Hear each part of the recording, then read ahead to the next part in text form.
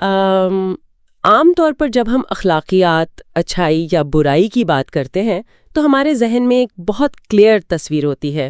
بالکل، ایک سیدھی سادی تصویر۔ ہاں، اس کو یوں سمجھیں جیسے ہم کسی ہاسپٹل کے ایکس رے روم میں کھڑے ہوں۔ ایکس رے کی فلم پر ٹوٹی ہوئی ہڈی کا سفید نشان صاف نظر آتا ہے اور ڈاکٹر سیدھا اس کی طرف اشارہ کر کے کہتا ہے کہ خرابی یہاں ہے۔ صحیح۔ تو ہم سب کی یہی امید ہوتی ہے کہ انسانی اخلاقیات اور سچائی کے معاملات بھی اسی طرح بالکل دو ٹوک، واضح اور فائنل ہوں گے۔ یہ ایک بہت ہی فطری انسانی خواہش ہے۔ میرا مطلب ہے ہمیں بلیک اینڈ وائٹ اور ہاں یا نا والی شکل میں سکون ملتا ہے۔ کیونکہ اس سے زندگی آسان لگتی ہے۔ بالکل، ہم چاہتے ہیں کہ دنیا کی ہر چیز، ہر عمل کو ایک خاص خانے میں رکھا جا سکے تاکہ زندگی الجھن کا شکار نہ ہو۔ خیر، یہ سوچ ہمیں ایک طرح کا ذہنی تحفظ فراہم کرتی ہے۔ مگر آج جس موضوع پر ہم بات کرنے جا رہے ہیں، وہاں پہنچتے ہی وہ اخلاقیت کی ایکس رے مشین دھواں چھوڑنے لگتی ہے۔ دھواں ہی نہیں، بلکہ وہ مشین پھٹنے کے قریب آ جاتی ہے۔ صحیح کہا۔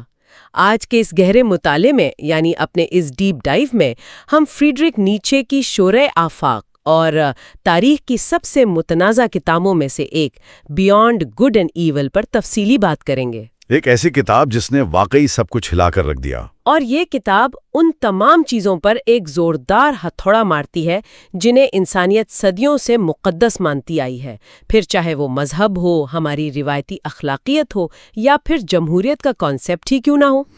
بالکل۔ لیکن دیکھیں، گفتگو کو مزید گہرائی میں لے جانے سے پہلے یہ واضح کرنا ضروری ہے کہ ہمارا مقصد مصنف کی ان باتوں کی تائید کرنا یا کسی خاص نظریے کو فروغ دینا ہرگز نہیں ہے۔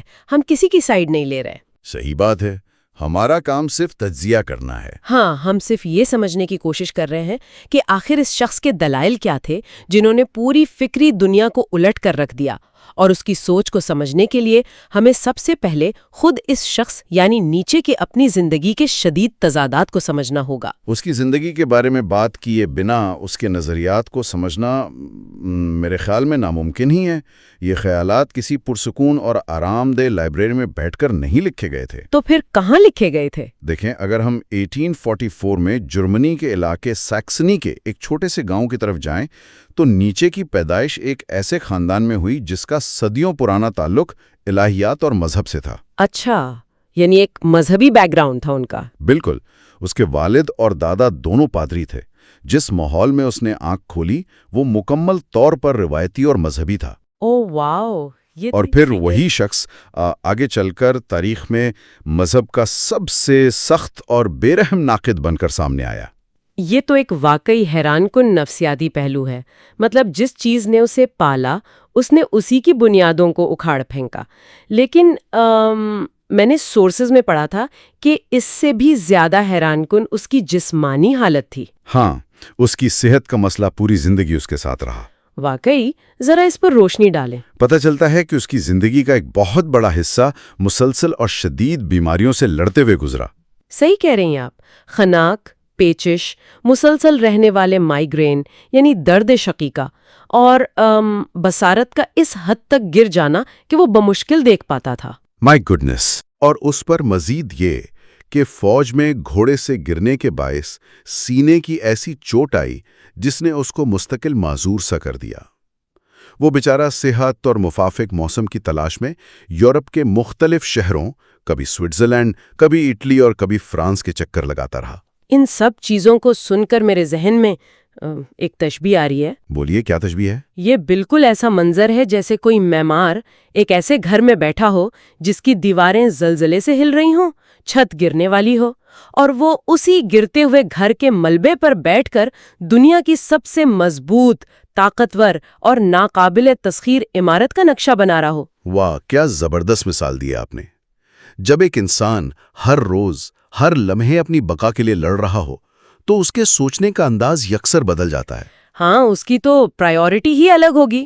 بالکل، جب جسم مسلسل درد میں ہو تو زندگی کے بارے میں فلسفہ محض ایک مشغلہ نہیں رہتا، بلکہ وہ موت اور زندگی کی کشمکش بن جاتا ہے۔ اچھا، میں یہاں اس سوال پر سوچنے پر مجبور ہو رہی ہوں کہ کیا یہ ممکن نہیں کہ نیچ کے ہاں طاقت کی جو اتنی شدید خواہش نظر آتی ہے وہ دراصل اس کی اپنی اس جسمانی کمزوری کا ایک نفسیاتی ری ایکشن یا رد عمل ہو؟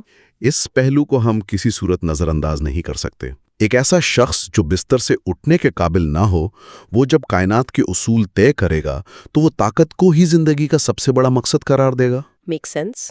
لیکن یہاں ایک تاریخی غلط فہمی کو دور کرنا بہت ضروری ہے۔ کون سی غلط فہمی؟ 1889 میں ملان کے قریب اسے ایک شدید اعصابی اور ذہنی دورہ پڑا، جس کے بعد اس کا ذہنی توازن ہمیشہ کے لیے ختم ہو گیا۔ ہاں، یہ بات بہت مشہور ہے اس کے بارے میں۔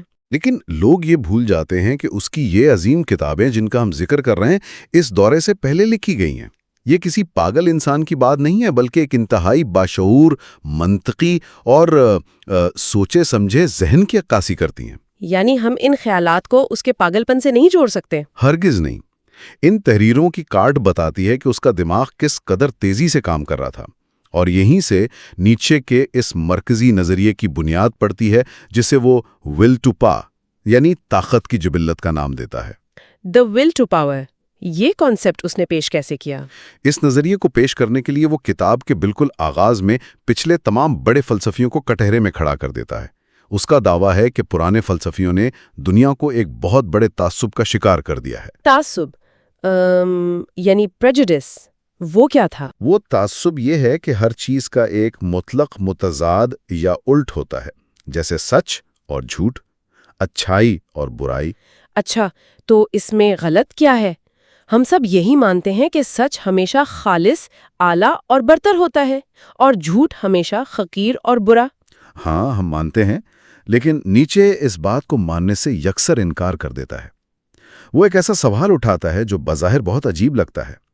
وہ پوچھتا ہے کہ ہم سچائی ہی کی خواہش کیوں کرتے ہیں؟ ہم جھوٹ یا فریب کی خواہش کیوں نہیں کرتے؟ واقعی وہ کہتا ہے کہ ہمیں جھوٹ بولنا چاہیے؟ اس کا استدلال یہ ہے کہ بعض اوقات فریب یا فکشن زندگی کو برقرار رکھنے کے لیے سچ سے بہت زیادہ اہم ہوتا ہے۔ یہ تھوڑا ہضم کرنا مشکل ہے۔ سوچ کر دیکھیں، اگر انسان کائنات کی اصل اور بے رحم سچائی کو مانو دیکھ لے تو شاید اس کا زندہ رہنا ہی محال ہو جائے۔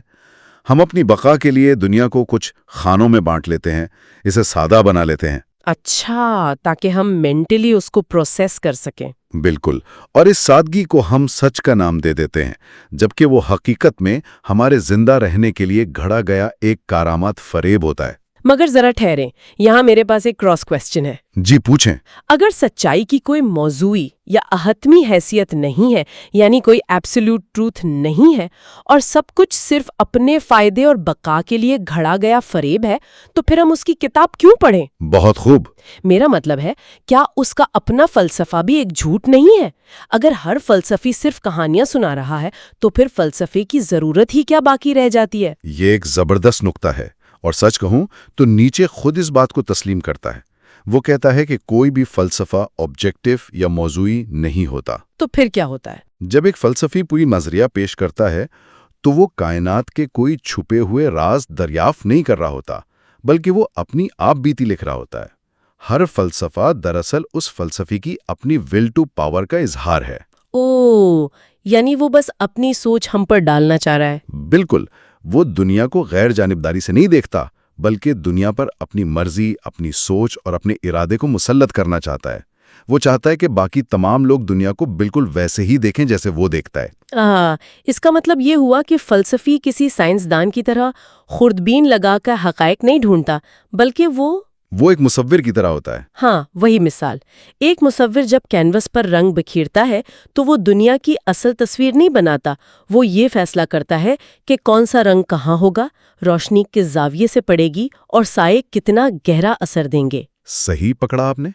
وہ کینوس پر اپنا ویژن زبردستی مسلط کرتا ہے، اور یہی مسلط کرنے کا عمل ول ٹو پاور ہے۔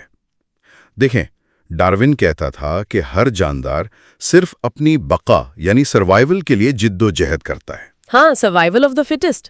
لیکن نیچے اسے اختلاف کرتا ہے۔ اس کے نزدیک صرف زندہ رہنا زندگی کا مقصد نہیں ہو سکتا۔ زندگی کا اصل مقصد پھیلنا، غلبہ پانا اور اپنی طاقت کو دوسروں پر مسلط کرنا ہے۔ ہر جاندار صرف بچنا نہیں چاہتا، بلکہ وہ حکمرانی کرنا چاہتا ہے۔ تو اگر کائنات کی سب سے بنیادی حقیقت یہی غلبہ پانے کی خواہش ہے تو پھر انسان کے آزادانہ ارادے جسے ہم فری ول کہتے ہیں اس کا کیا بنے گا؟ وہ تو اس کے نزدیک ایک مذاق ہے۔ مطلب اگر ہر چیز کے پیچھے ایک طاقت کام کر رہی ہے تو کیا ہمارے فیصلے واقعی ہمارے اپنے ہوتے ہیں؟ آنکھ اڑاتا ہے۔ اس کے نزدیک یہ سوچنا کہ انسان کسی بھی بیرونی یا اندرونی اثر کے بغیر بالکل خلا میں ایک آزاد فیصلہ کر سکتا ہے، ایک بہت بڑی حماقت ہے۔ مجھے اس پر وہ مثال یاد آ رہی ہے جو اس نے دی ہے، وہ بیرن منشاؤزن والی ہے نا؟ ہاں بالکل وہی۔ یہ فری ول پر یقین رکھنا بالکل ایسا ہی ہے جیسے بیرن منشاؤزن کا وہ مشہور افسانوی کردار جو ایک دلدل میں پھنس جاتا ہے اور پھر وہ دعویٰ کرتا ہے کہ اس نے خود کو اپنے ہی سر کے بالوں سے پکڑ کر دلدل سے باہر نکال لیا، جو کہ لاجیکلی ناممکن ہے۔ ہاں نا، یعنی یہ کیسے ممکن ہے کہ انسان کسی سہارے یا کسی بنیادی قوت کے بغیر محض اپنے ارادے کی طاقت سے خود کو عدم سے وجود میں لے آئے؟ اس سے بہتر اس کانسیپٹ کی کوئی اور تشریح نہیں ہو سکتی۔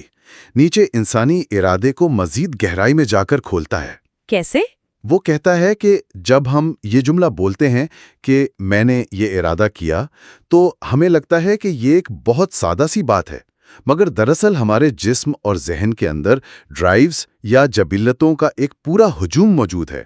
جب ہم کوئی فیصلہ کرتے ہیں تو ہمارے اندر ایک حصہ حکم دیتا ہے اور دوسرا حصہ اس کی تعمیل کرتا ہے۔ اور جب وہ تعمیل ہو جاتی ہے تو ہمیں ایک عجیب سا نشہ یا کامیابی کا احساس ہوتا ہے، رائٹ؟ بالکل صحیح۔ اس احساس کو وہ ایک فرانسیسی جملے سے جوڑتا ہے، لیفے سے موا۔ ہاں، اثر میں ہوں۔ یس، یہ ایسا ہی ہے جیسے کوئی کمانڈر اپنی فوج کو حملے کا حکم دے، فوج لڑ کر میدان مار لے اور کمانڈر خیمے میں بیٹھ کر سمجھے کہ یہ فتح خالصتاً اس کی اپنی کامیابی ہے۔ ایگزیکٹ وہی مثال۔ وہ کمانڈر اپنی فوج کی کامیابی کو اپنا ذاتی کمال سمجھ لیتا ہے۔ ہم بھی اپنے اندر ہونے والی اس کشمکش کے نتیجے کو اپنا آزاد ارادہ سمجھ بیٹھتے ہیں۔ اور اس دھوکے سے نکلنے کے لیے نیچے ایک نیا تصور پیش کرتا ہے جسے وہ فری اسپرٹ یا آزاد روح کہتا ہے۔ آزاد روح؟ یہ تو بڑا اپیلنگ سا نام لگ رہا ہے، لیکن یہاں آج کے دور کے حساب سے ایک بہت بڑی غلط فہمی کو دور کرنا ضروری ہے۔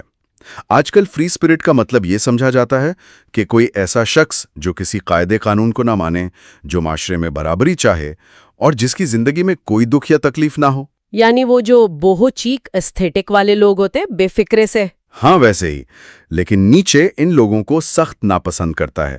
وہ انہیں لیولرز کہتا ہے، یعنی وہ جو سب کو ایک ہی سطح پر گرا دینا چاہتے ہیں۔ والوں کے لیے نیچے کی آزاد روح کوئی ایسا لاپرواہ خانہ بدوش نہیں ہے جو جنگلوں میں گٹار بجاتا پھرے اور سمجھے کہ وہ آزاد ہے۔ ہرگز نہیں۔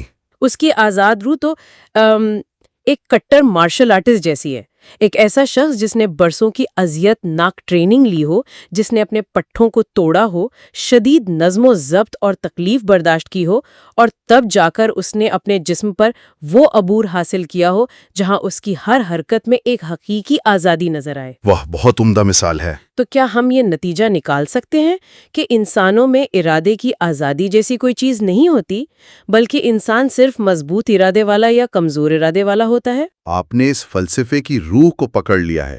کائنات میں آزاد یا غیر آزاد ارادے کا کوئی وجود نہیں، صرف مضبوط اور کمزور ارادے کا کھیل ہے۔ اصل آزاد روح وہ ہے جو خطرے کو دعوت دیتی ہے، جو سچائی کی تلاش میں سماجی تنہائی اور شدید سختی کو برداشت کرنے کا حوصلہ رکھتی ہے، اور پرانے خیالات کی بیڑیاں کاٹ پھینکتی ہے۔ بالکل۔ اور جب ہم اس مضبوط اور کمزور ارادے کی بات کرتے ہیں تو ہم کتاب کے سب سے تہلکہ خیز، متنازع اور فکری طور پر دھماکہ خیز حصے میں داخل ہو جاتے ہیں۔ یعنی اب ہم اس پوائنٹ پر آ گئے ہیں۔ جی ہاں، یہ وہ حصہ ہے جہاں نیچے بتاتا ہے کہ دنیا میں اخلاقیات کوئی آسمان سے اتری ہی ایک چیز نہیں ہے، بلکہ اخلاقیات کی دو مختلف اقسام ہیں۔ ماسٹر اور سلیو موریلٹی؟ ہاں، ایک آقا کی اخلاقیات یعنی ماسٹر موریلٹی اور دوسری غلام کی اخلاقیات یعنی سلیو موریلٹی۔ کیسے دیکھتے ہیں؟ ان کا اینگل کیا ہے؟ نیچے جب تاریخ اور پرانی تہذیبوں کا مطالعہ کرتا ہے تو وہ دیکھتا ہے کہ معاشرہ ہمیشہ حکمران اور محکوم طبقات میں بٹا رہا ہے۔ آقا کی اخلاقیات ان طاقتور، جنگجو اور حکمران طبقات نے بنائی۔ ان کے ہاں اچھا ہونے کا پیمانہ کیا تھا؟ ان کے ہاں اچھا ہونے کا پیمانہ بہت سیدھا تھا۔ اچھا وہ ہے جو طاقتور ہے، جس میں بہادری ہے، جو مہمجو ہے اور جو اپنی ذات پر فخر کرتا ہے۔ وہ اپنی اقدار کسی سے ادھار نہیں لیتا، بلکہ وہ خود اقدار کا خالق ہوتا ہے۔ اور ظاہر ہے کہ ان کے نزدیک پھر برا وہ ہوگا جس میں یہ خوبیاں نہیں ہوں گی۔ بالکل، آقا کی نظر میں برا ہونے کا مطلب ہے کمزور ہونا، بزدل ہونا، درپوک ہونا اور قابل رحم ہونا۔ یعنی رحم کھانا ان کے نزدیک کوئی اچھائی نہیں ہے۔ ہرگز نہیں۔ آقا کو کسی کی ہمدردی یا رحم کی کوئی ضرورت نہیں ہوتی۔ وہ رحم کو ایک بیماری سمجھتا ہے۔ اگر وہ کبھی کسی کمزور کی مدد کرتا بھی ہے تو وہ اس لیے نہیں کہ اسے اس پر ترس آ رہا ہے، بلکہ وہ اپنی طاقت کے ابلتے ہوئے چشمے، اپنی سپر اوبنڈنس کی وجہ سے ایسا کرتا ہے۔ طاقت اتنی زیادہ ہے کہ چھلک کر دوسروں تک پہنچ رہی ہے۔ ایگزیکٹ یہی بات ہے۔ لیکن یہ تصور تو ہماری آج کی ساری اخلاقی تربیت کے بالکل الٹ ہے۔ ہم تو یہ سیکھتے آئے ہیں کہ عاجزی، صبر اور دوسروں پر رحم کھانا ہی سب سے بڑی اچھائی ہے۔ تو پھر یہ غلام کی اخلاقیات کیا بلا ہے اور یہ کیسے وجود میں آئی؟ یہ تعریف کا سب سے دلچسپ نفسیاتی موڑ ہے۔ غلام، مظلوم اور پسے ہوئے طبقے کے پاس تلوار یا جسمانی طاقت تو تھی نہیں کہ وہ آقاؤں کا مقابلہ کر سکتے ہیں۔ تو انہوں نے کیا کیا؟ انہوں نے بقایا کے لیے ایک نفسیاتی ہتھیار استعمال کیا جسے نیچے ریسنٹیمنٹ یا گہرا کینہ اور حسد کہتا ہے۔ غلاموں نے دیکھا کہ وہ کبھی بھی آقا کی طرح بہادر یا طاقتور نہیں ہو سکتے، تو انہوں نے ہوشیاری سے پورے اخلاقی پیمانے کو ہی الٹ دیا۔ کیا مطلب؟ اخلاقیت کو کیسے الٹا؟ انہوں نے کہا کہ جو شخص کمزور ہے، جو غریب ہے، جو مار کھا کر بھی صبر کرتا ہے، جو عاجز اور محفوظ ہے، دراصل وہی اچھا انسان ہے۔ انہوں نے اپنی مجبوریوں کو، اپنی کمزوریوں کو خوبیوں کا لبادہ پہنا دیا۔ او واو، کمال کا نفسیاتی وار ہے۔ یعنی انہوں نے آقا کو جسمانی طور پر نہیں بلکہ اخلاقی طور پر شکست دی۔ بالکل، یہی ان کی جیت تھی۔ اور پھر غلاموں کے نزدیک برائی کیا تھی؟ غلاموں نے برائی کو محض برا یعنی بیڈ نہیں کہا، بلکہ انہوں نے اسے شیطانی یعنی ایول کا نام دیا۔ ایول، یہ تو بہت ہیوی ورڈ ہے۔ ہاں، اور غلام کی اخلاقیات میں شیطانی وہ ہے جو طاقتور ہے، جو خطرناک ہے، جو اپنے فیصلے خود کرتا ہے اور جس سے خوف آتا ہو۔ یہاں آ کر نیچے ایک ایسا جملہ کہتا ہے جو واقعی رونگٹے کھڑے کر دیتا ہے۔ کیا کہتا ہے وہ؟ وہ بتاتا ہے کہ آقا کی نظر میں جو شخص ایک بہادر، اچھا اور قابل فخر انسان ہے، غلام کی اخلاقیات میں بالکل وہی شخص دنیا کا سب سے خطرناک اور شیطانی انسان بن جاتا ہے۔ یہ تو مائنڈ بلوئنگ ہے نا؟ کمزوروں نے اپنی اس اخلاقیات کے ذریعے طاقتوروں کے ذہنوں میں احساس جرم پیدا کر دیا اور رفتہ رفتہ طاقت کو ہی ایک گناہ بنا دیا۔ اس سارے کانسیپٹ کو اگر ہم آج کے جدید معاشرے پر لاگو کر کے دیکھیں تو حیران کن طور پر ہم آج بھی لاشعوری طور پر ان دو اخلاقیات کے درمیان جھول رہے ہیں۔ کیسے بھلا؟ مثال کے طور پر کارپوریٹ کلچر کو ہی دیکھ لیں۔ وہاں جو شخص سب سے زیادہ جارحانہ ہوتا ہے، جو محکموں پر غلبہ پاتا ہے، جو بے رحمی سے فیصلے کرتا ہے، اسے ہم لیڈر اور کامیاب انسان مانتے ہیں۔ یہ تو مسٹ مورالٹی کی ایک جھلک ہے۔ بالکل صحیح مثال ہے یہ۔ مگر دوسری طرف جب ہم سوشل میڈیا پر جاتے ہیں تو وہاں اخلاقی برتری اس کے پاس ہوتی ہے جو یہ ثابت کر دے کہ وہ سب سے زیادہ مظلوم ہے۔ ہاں، وکٹم ہوڈ۔ ایگزیکٹلی۔ جو جتنا مظلوم ہونے کا دعویٰ کرتا ہے، سماج اسے اتنا ہی سچا اور اچھا مان لیتا ہے۔ یہ خالصتاً غلام کی اخلاقیات ہے۔ یہ ایک بہترین عصری تقابل ہے آپ کا۔ نیچے بھی یہی سمجھتا تھا کہ جدید انسان ایک شدید تضاد کا شکار ہو چکا ہے۔ اس کے نزدیک یورپ کا سب سے بڑا المیہ یہ تھا کہ وہاں غلام کی اخلاقیات یعنی کمزوری اور رحم کی اخلاقیات پوری طرح غالب آ چکی تھی۔ تو اس کا نتیجہ کیا نکلا؟ نتیجہ یہ نکلا کہ اس نے انسان کے اندر کی اس چنگاری، اس کے عظیم پوٹینشل اور بلند پروازی کو ریوڑ کی ذہنیت یعنی ہرڈ مینٹالٹی میں دبا دیا تھا۔ وہ چاہتا تھا کہ انسان اس ریوڑ سے باہر نکلے اور ایک بار پھر سے طاقت اور عظمت کی بنیاد پر اپنی نئی اقدار تخلیق کرے۔ اچھا، اس سارے گہرے اور پیچیدہ گفتگو کو اگر ہم سمیٹیں تو ایک بات ابھر کر سامنے آتی ہے۔ جی بتائیں۔ نیچے کا مقصد ہمیں کوئی نیا مذہب یا کوئی حتمی سچائی کا پیکٹ تھمانا نہیں تھا کہ ہم کل سے اس کی پوجا شروع کر دیں۔ اس کا اصل ہدف وہ جالے صاف کرنا تھا جو صدیوں سے ہمارے دماغوں پر پڑے ہوئے ہیں۔ وہ ایک آئینہ دکھاتا ہے جو بہت سی غیر آرام دہ حقیقتیں سامنے لے آتا ہے۔ بالکل، اور یہ آئینہ ہم سب سے ایک کٹھن خود احتسابی کا تقاضا کرتا ہے۔ اس گفتگو کا نچوڑ یہی ہے کہ ہم اپنی روزمرہ کی زندگی پر غور کریں کس طرح کا غور؟ کہ آپ جس بھی چیز کو سچ، اچھائی یا برائی کا نام دیتے ہیں، کیا وہ واقعی آپ کے اپنے شعور کا فیصلہ ہے یا پھر یہ صدیوں پرانی طاقت کی کشمکش کا وہ بچا کچا ملبہ ہے جسے ہم نے ایک روایتی وراثت کے طور پر خاموشی سے قبول کر لیا ہے؟ یہ سوچنا ضروری ہے کہ کیا ہم دوسروں کی بنائی ہوئی اخلاقیات کے قیدی تو نہیں؟ یہ واقعی ایک ایسا سوال ہے جو انسان کے فکری جمود کو توڑ دیتا ہے۔ نیچے کی اس دنیا میں ہم نے دیکھا کہ کچھ بھی بلیک اینڈ وائٹ نہیں ہے، ہر چیز طاقت کے حصول کی ایک پیچیدہ اور دھندلی کشمکش ہے۔ لیکن اس سے پہلے کہ ہم اپنی اس تحقیقی گفتگو کو ختم کریں، میں ایک لمحے کے لیے چاہتی ہوں کہ ہم اس فلسفے کو ایک بالکل نئے رخ سے دیکھیں۔ اچھا، وہ نیا رخ کیا ہے؟ ایک ایسا خیال جو مستقبل سے جڑا ہے۔